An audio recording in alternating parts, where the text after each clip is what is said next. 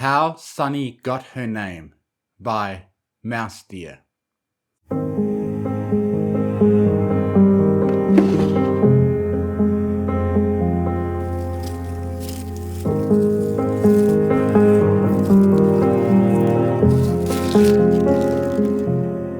Dearest Sunny, how long has it taken you to stumble upon this letter, I wonder? I hope it finds you in good health and in greater spirit. Is this the first of my little secrets you've stumbled upon? Our little home holds many of them. Only good ones, don't worry. I hope they will keep you busy for quite some time, and maybe less lonely as time goes on. Oh, but perhaps I've given too much away already. Why, Dad, you're surely wondering, have you stuffed this letter in such a hidden little nook? Well, I could have made it a little more obvious, but that would make our game a little less fun. I hope you're reading this many years after I had it penned. That being said, this specific letter was hidden so carefully because of the book resting underneath it. Don't open that just yet. At least wait until you've finished reading this. Knowing your curiosity, I'm sure you've already skimmed the last few intact pages there. But please be careful. Tomes such as this one are indeed a rare discovery.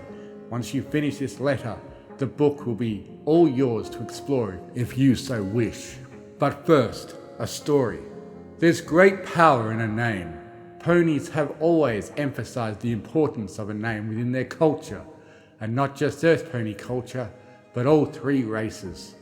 Whether it's purely coincidence, innate clairvoyance, or some dormant prophetic magic that still influences our subconscious, we ponies are magnificent at choosing the correct name for the correct foal. Your name was no different.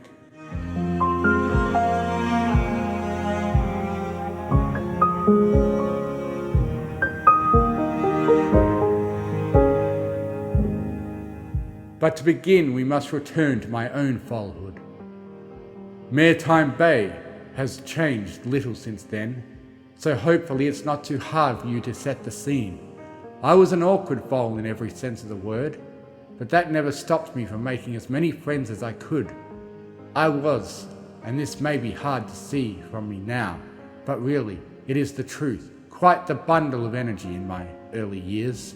Few ponies could keep up with my ramblings about Equestria and the princesses and everything in between. It actually reminds me a lot of you, Sunny. The only pony who was just as excited about all of my interests was a little filly in the same level of classes as me, your mother. We were foalhood friends in every sense of the word, the only two school fillies who were wholly absorbed by the great empire of the past, enraptured in any worn-down tomes and folk tales we could get our hooves on. If we weren't studying equestrian history, we were role-playing some of the great moments throughout it. The banishment and eventual return of Nightmare Moon, the defeat of Discord, the royal wedding, the ascension of Twilight Sparkle, and making countless cherished memories in the process. The two of us were dedicated to our roles, and we quickly found the ones we preferred to play. I was always Twilight Sparkle, Princess Celestia, or Star Swirl the Bearded. I wanted to be a hero in the way only a foal could. Your mother was more fond of playing the villains. Nightmare Moon, the Chaos Lord, and the Changeling Queen were common foes I would find myself up against. She was always putting her heart and soul into the performance, better than any other pony I had played with. More often than not, we reenacted some adventure of Twilight Sparkles. What could I say? I idolized her quite a bit. I still do. But I digress. Those games couldn't last forever, and the two of us drifted apart as years went by. I dove more into understanding and preserving equestrian history, but in the process became a lot more sheltered and secluded. A bit too anxious to really let any pony back into my shell. Your mother went in the opposite direction. Before I realized it, she had joined the rest of the foals in our grade in mocking me and my obsession with the past. Gone were our grand adventures and epic reenactments of hero and villain. Instead, it became a standard case of bully and victim. Please understand, Sunny, I don't hold this against your mother. Every pony desires to fit in. I never once began to dislike her. I pitied her for losing the confidence to be herself. I never fought with any pony that attempted to bully me. I just had no time to spare for such foolishness. They all grew out of it when I stopped responding anyway. At the end of our schooling years, just as our class officially upgraded from fillies and colts to mares and stallions, your mother seemed to realize the error of her ways. After being quite cold to me for many years, she abruptly asked to follow me home one evening. Suspecting a chance for reconciliation, I invited her to this very house, which I had just inherited, and showed her how much my historical collection had grown over the years. Quite the first date, huh?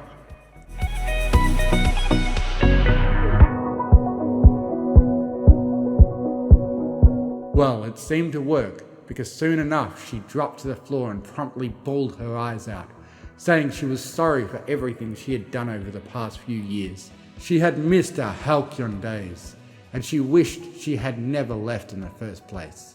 She had just hoped I could find it within myself to forgive her, and maybe we could start over. You know me, Sonny. It doesn't cost anything to extend a hoof towards some pony in need. And so it seemed like the eventful days I spent as a colt had returned in some form. Albeit we had moved beyond our playground games, we were focused on a different type of game that, as I'm sure you get older, you'll find yourself playing too. Courtship. It was a classic case of two ponies in love and every pony knowing but themselves. We would spend days and nights studying equestria, hypothesizing about various historical figures, and filling in the gaps when we felt particularly bold. I also began small expeditions to nearby areas I had deemed historically significant. Your mother quickly followed along to help me sift through the debris or jot down any old text to be deciphered back home. One day, a year or so after we had graduated and our back and forth had become insufferable for even the most hopeless romantics in town, we took a long trip out into the wild, hoping to stumble upon something of historical value. After a day or so of travel, we found ourselves in front of the abandoned ruins of a city. Oh, if only I had drawn a map! It was truly a fantastic sight. So many streets and houses straight out of our childhood imagination had become a reality before our very eyes. There was something odd about that place though. A whisper in the back of our head telling us to leave. We didn't stay long, just filled our wagon with a few particularly interesting artifacts and headed back home. Some of the books still on my shelves today came from that place. I'm hesitant to say the name of the city. We really did not spend enough time to be certain. But if it was not the mystical Canterlot, then I have no idea what it could have been. Our haul, although quite plentiful, had little information we didn't already know of. That, combined with the eerie feel of the city and the following events upon our return, led me to forget to write out any directions for future reference. Life soon got in the way, as it always does, and I never found the time to retrace my steps. If you're reading this and interested enough, Sonny, let me know if you would like to try to find that city again. I'm sure I could find my way back with you by my side.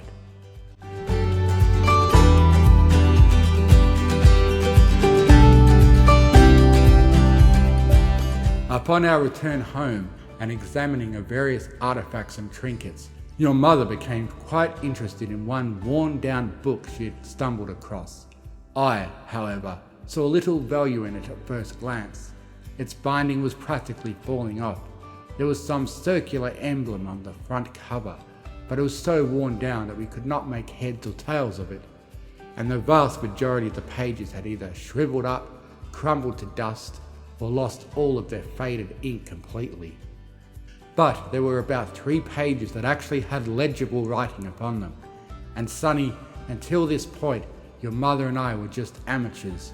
Everything we did was second hoop. There was no discovery of our own to make. So when we examined these pages and found that they matched Princess Twilight Sparkle's horn writing to the letter, we became pretty ecstatic. Whatever that book was, it contained some undiscovered writings of Princess Twilight Sparkle herself. Closer examination showed that all 3 pages we had left were specifically letters of some kind. Even more interesting was that all 3 of the letters were dedicated to the same recipient. Twilight began, each one the same, addressed to a mysterious pony. Dear Sons. Who is Sons exactly? We scanned every particle of that book to try and find the last few letters of their name, but it was no luck. Every note had either faded or torn just where we needed it. Trust me, this kept your mother and me up for days. Sunspot, sunshine, sun shimmer, sun swirl. We created a list of every known Suns and tried to find some pony Princess Twilight interacted with who felt like the moniker. But there was no pony on record today that held a similar name and was close with Princess Twilight to warrant perhaps a whole book of letters. We tossed around going back to the city, but your mother could not even remember where she found the book, so it would just have been a shot in the dark. The only thing I could come up with was that these letters were secretly addressed to Twilight's mentor, former Princess Celestia, and they all used some nickname involving the sun. But that's unprecedented on record, especially when there are plenty of other sources of Princess Twilight very carefully writing out, Dear Princess Celestia. But this failure was not all bad, you see. We now had the opportunity to do a historian's favourite thing, interpret. Oh, I should mention we both quickly got tired of calling this mysterious pony Sons. I gave them a nickname you may be familiar with. Sunny. Just rolled off the tongue. I believed, and still do today, that Sunny never actually existed. The book we found was some sort of private poetry journal of Princess Twilight's, and this Sunny was nothing but a formless muse given name. I relented that, at most, Sunny may have existed in reality, but she was still just a generic placeholder that felt like the rational answer from my perspective, considering the limited resources we had at our disposal. Your mother, ever the emotional one, thought quite differently. Sunny had to have been a real pony, a deep friend, or even a lover of Princess Twilight. Depending on how far we read into the subtext, she wanted to just dig a little deeper, find one more page or line to prove that Sunny existed and was the missing piece to Princess Twilight Sparkle's life. And so we argued for several more hours. This was really the first time we had ever found ourselves at such an impasse. At least since she stopped making fun of me at school. I said she was ridiculous and had nothing but a hunch. If there truly were sub-pony close to Twilight Sparkle this much, they would be catalogued somewhere, and all good sources had no recollection of this Sunny whatsoever. She said that Sunny could have been a secret lover. I noted that Princess Twilight was celibate all her life. A secret lover was an enticing thought, but she was probably just a friend, even if she existed. And so we went back and forth, and eventually I told her that we could not create some story of a whole missing pony with so little evidence. That unless we found other sources to corroborate, no pony would take us seriously. Not if there were any ponies we knew interested in this stuff anyway. But I had ideas to uphold. What she was asking for was practically wish fulfillment, not historical research. Sonny, here's a tip. If a mare or stallion ever takes an argument far more seriously than you are, there's probably something else going on that you should figure out before you say something you'll regret. She didn't speak to me for a week afterwards. I was just confused. What did I say? It wasn't that important of an argument. I thought we were engaging in scholarly debate. I apologize in advance, Sonny. If you inherited your father's denseness for being a historian, I sure wasn't reading the subtext of my own conversations very well. It took a while, but it eventually dawned on me why your mother was so upset. In the games we played as foals, I was always Twilight Sparkle, the hero. I played her because it made me happy. Your mother, on the other hand, played the villain, not because it made her particularly happy, but because it made me happy to have sub-pony to go up against. She wasn't a villain, no matter how well she could play the part. who your mother might have identified with, and this took me far too long to realize, was a love interest. She wanted to play some pony who was pining after Twilight Sparkle, just as she was pining after the cult who was pretending to be Twilight Sparkle. But that didn't exist. It never existed, at least not on record, so she was stuck playing the next best thing. And so, we get back to this mysterious Sunny. Can you blame your mother for wanting to read between the lines?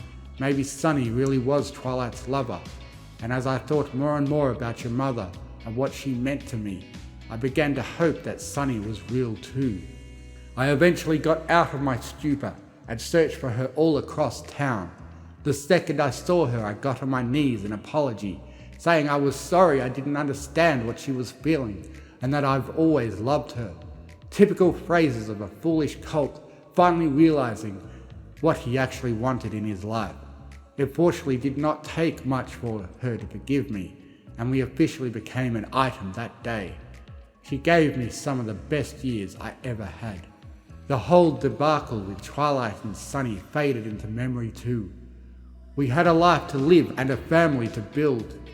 And then came you, our beautiful daughter.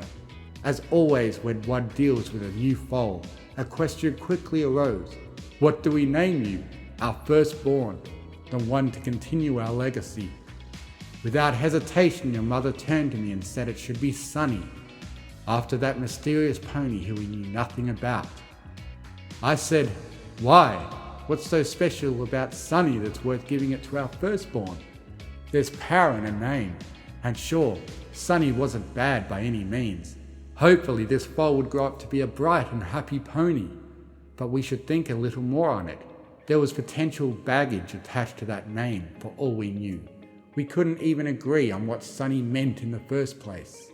She silenced me with a kiss and, knowing exactly how to capitalize when I was caught off guard, she said that if the two of us could not agree on who Sunny was or what she meant, then maybe we should let our child decide. Give her that name and let her blaze her own trail with it. Define what it means for the next generation, or maybe reveal what it meant all along. You needed a name that lets you find your own path, yet hold close all that had come before. It was a gamble we took under the intuition that you would spend your days not role-playing great victories, but creating them yourself. Our destined part to play then was preparing you for what was to come, but before all of that could come along was the simple yet most crucial first step. You needed a name. So you became our Sunny Starscout. Love, Dad. P.S. The tome underneath this letter, that's the book. Give it a read if you like. Just be careful.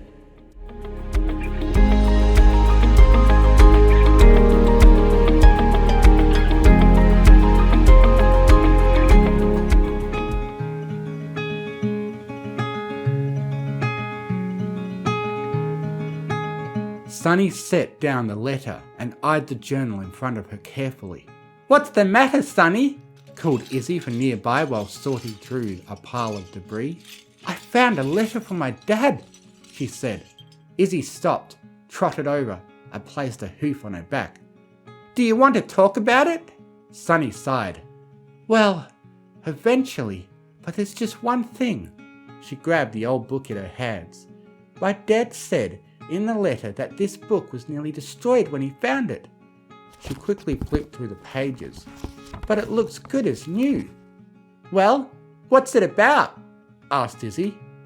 "I don't really know. He didn't either." Sunny opened up to a random page in the middle and squinted at it closely. It says, "Dear Sunset Shimmer,